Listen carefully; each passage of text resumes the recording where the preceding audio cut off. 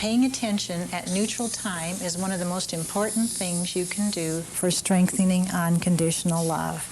And we've had parents tell us again and again that of all the things they've learned in the parenting program, that this is the basic idea. This is one of the basic ideas. It's an interesting and maybe hard to believe fact, but behavior you pay attention to, give emotional attention to, will strengthen. It will continue.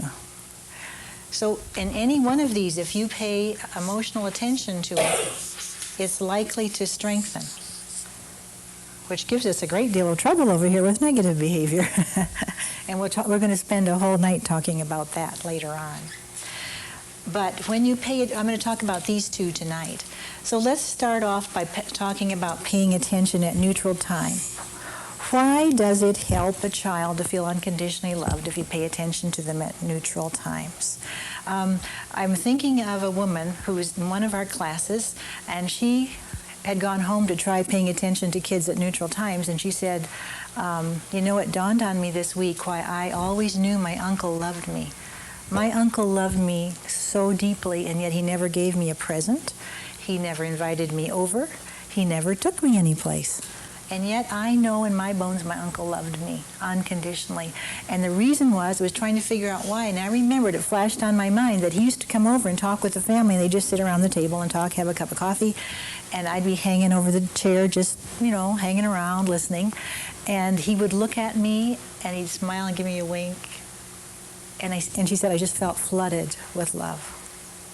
She didn't ask for it. She didn't deserve it. She hadn't done anything good to achieve it. He just loved her. Another woman told about how she went home. She said she came back and said, you know, this works with adults too. And she said her husband had been going to school full-time, working full-time. I mean, these two their relationship was deteriorating. And so she said, I've got to try to pay attention to him at neutral times. They were just sort of snipping at each other all the time, both of them feeling put upon and tired and taken for granted. And so she tried, when he was sitting in the room, in his bedroom, in the bedroom he had a desk, and can I use you as the okay. She would just go up behind him, and she just put her arm on his shoulder and put her head down here, you know, and said, how's it going, honey, you know? And then she turned around and walked out. That's all she did. Because when you pay attention at neutral times, you don't want to disrupt. I don't want to disrupt his studying. I don't want to I don't want to go over to my child playing a game and start playing the game with them. Just a touch, just to say hi. And the amazing thing to this woman and to all of us was that at the end of the week, he brought her flowers. I think this might have been in Lorraine's class. He brought her flowers. He had never brought her flowers before in their entire married life. And that is the power of paying attention at neutral time, because it isn't asked for. One night when I was younger, my husband and I used to go to a lot of big parties. And I remember one night I looked up across the room and caught his eye, and he gave me this big, sweet smile. And I felt what that woman had experienced when she was a child. This feeling of being so loved, and I hadn't done anything to deserve it. It was just, you know, catching a glance. And the thing about that, and you'll notice in the stories I've told, that a lot of it is nonverbal. I'm going to write that down because it's so important. I think that somehow we've fallen into the idea of thinking we have to say the right thing, but a lot of it is just eye contact, paying attention. You know, you might try this with children. Next time you're with children and you're sitting at a table, usually, you know, just notice. Usually the adults at the table will meet each other's eyes and make very good eye contact with the adults. But there's not much eye contact made with the kids until the kids begin to act up.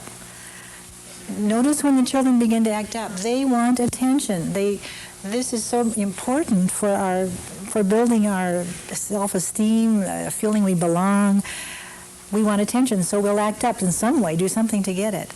But if instead the adults at the table will include the children in the conversation, even if it's kind of a grown-up conversation, like maybe could I use you as a child, and I'll use you as the adult.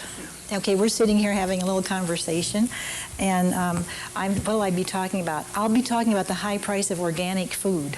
Okay, This is your child. And I'm saying, you know, I would like to buy all the organic food I can, but the apples are so expensive, and they're twice as much, sometimes 3 times as much. And I really think it's important to get it, but I don't know if I sometimes I feel like I can't afford that big of a grocery bill, you know? And I just really think that I guess I'm going to investigate a little more and see if it really is necessary, but something tells me it is. Don't you think? What do you think about it? Now, were you feeling a little left out until I turned to you and started? I would have if I was Yeah. I could see. Yeah. And it's fun to include children in the conversation, but it takes a whole different mindset because we generally don't do it. We generally don't do it.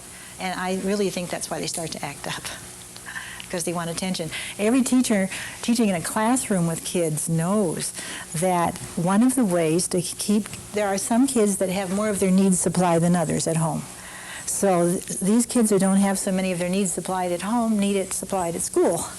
And most teachers, I hope, know that if you make eye contact with children when you're talking to the whole group, and be sure to make frequent eye contact with kids who are apt to act out, they're much calmer. Stay there and listen, and don't start acting out, because they are being attended to, and that's all the reason. That's why they act out, because they want your attention. So try that this week. I'd be interested to know how that goes.